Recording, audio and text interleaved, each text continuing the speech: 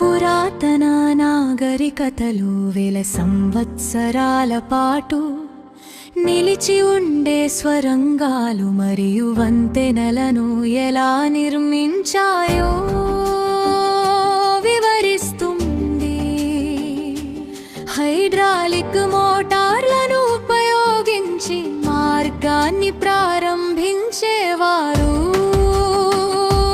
వంపు ఆకారములో ఉండే కారిడార్ల కోసం చెక్క ఫ్రేమ్లను నిర్మించి వాటి ఆధారంగా భూగర్భ స్వరంగాలను రూపొందించేవారు. మైనింగ్ పద్ధతులు పర్వతాల గుండా స్వరంగాలు చేసేటప్పుడు ప్రతి 3 మీటర్లకు ఒక నిలువు రంధ్రం